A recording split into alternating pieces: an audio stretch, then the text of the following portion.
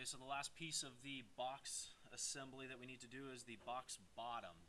Okay, the box bottom is going to be pretty much the same dimensions from a cross-sectional point of view as the top of the box, but it is going to be deeper, and then we have these cutouts that we're going to have to do so that we can fit screws up through the bottom box into the top box to secure it together.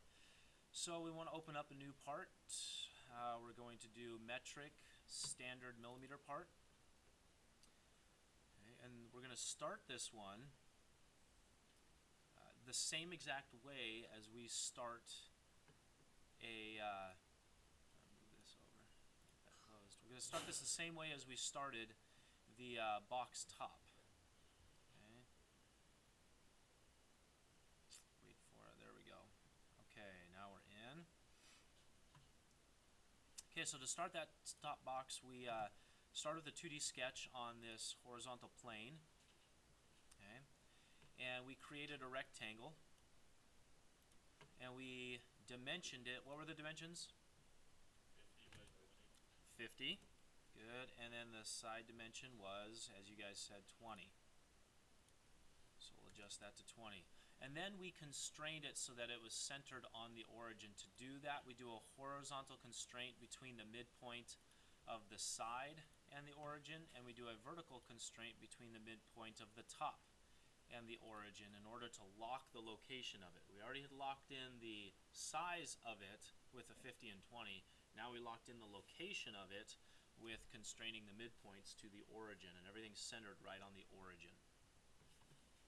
Okay, so it's fully constrained. We're now going to finish sketch. Okay, we're going to finish sketch.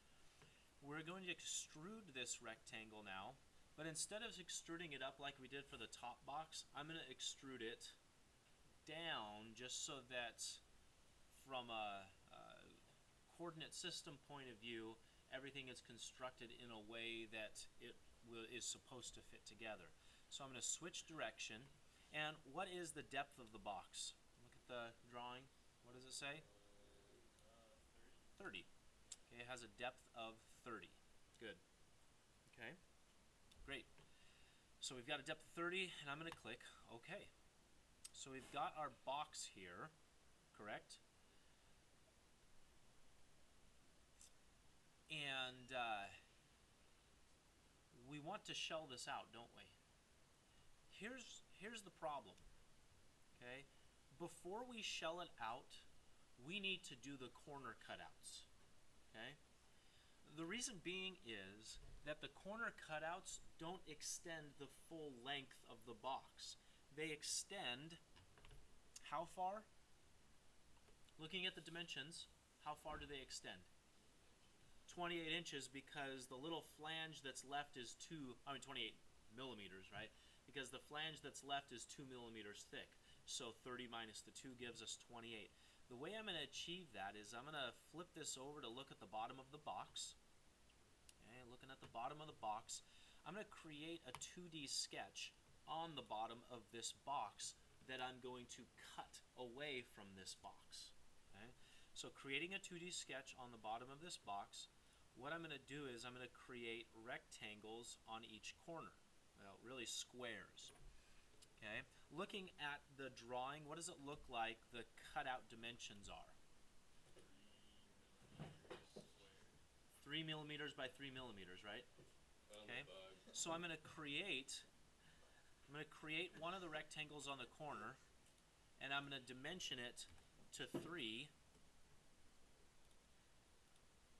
by 3. So it's dimensioned to 3 by 3, and it's locked in on that corner, and these sides are parallel to the sides of the bigger rectangle. Okay.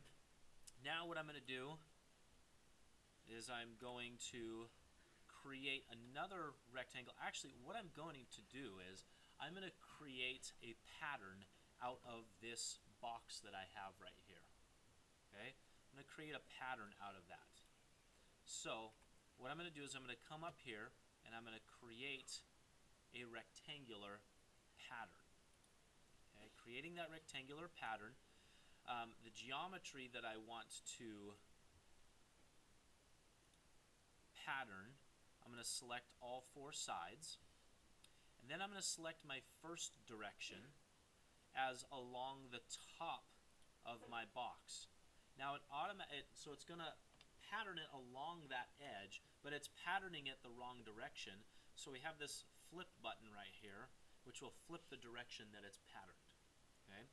The other direction, direction 2, is along this side length, the vertical side length.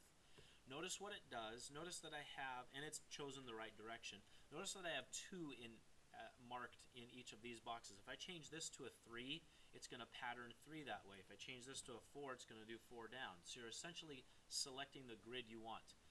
We want back to 2 by 2, don't we? Because we want 1 in each corner.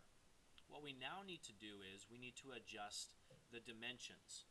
How far do I need to pattern it over? Is it like patterning from the center of the box? No, that's a good question. Well,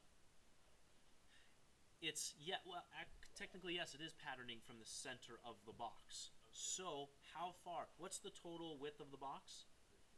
50. Watch what happens if I do it 50. Okay. Because it's going center to center, isn't it? How thick is the box? What's the width of the little box? 3. So what do I need to adjust that to? 47. Now it lines up where it's supposed to be. What do I need to adjust this dimension to? The full is 20, so I need to do it at 17. I hit enter, and it patterns that so that it lines up with each corner. Okay? If we change the dimensions of our box, these corners will be off. I'll have to come back in and change the location of them again. Okay? So with those in place, I'm going to hit Finish Sketch. Okay? Now I'm going to extrude each of these holes, or each of these boxes. I'm going to extrude that, that, that, and that. But you'll notice that the default that is selected is extruding them up. We don't want to add material to our original box. We want to subtract material from our original box. So the option right below join is cut. And notice what it does. It says, okay, it's supposed to cut, so I'm going to turn back around on the solid that already exists and cut that away. Notice that it's already has 30 selected because the length of the height of that box is 30. We don't want it to go all the way. David, what did you say we wanted? 28 millimeters, so that we have those 2-inch flanges left, correct? Okay, so that's how I'm going to create those cutouts there. I'm going to hit OK, and there we go. We've got those cutouts so that I have these flanges right here that I can put holes in to put bolts through to screw it on to the box top. Okay. At this point, okay, now that we have the general shape of it completed, we want to shell it out. Okay, we want to shell this solid out. So again, we go to our shell command, which is right here between chamfer and draft. So shell. It's going to look at the entire object and it's going to shell it. Now, what is the thickness that we want it to be? Look at your drawing. What does it say the thickness of the walls is? 2 millimeters. So I'm going to change my thickness to 2 millimeters. And then, don't I need to remove one of the faces? I need to shell it out and then open up one of the faces. So with remove face highlighted, okay, I'm going to select this top face to remove. So it will shell that top face out. And now it looks like what we want it to look like, so I'm going to click OK. And we have our box nicely shelled out, uniform thickness of 2 millimeters everywhere. Okay, there we go. Well, you'll notice in the drawing that everything is nicely filleted, isn't it? All the edges have nice rounds except for that top surface that is mating to the top box. Okay, so we need to, next thing we need to do is we need to add the fillets.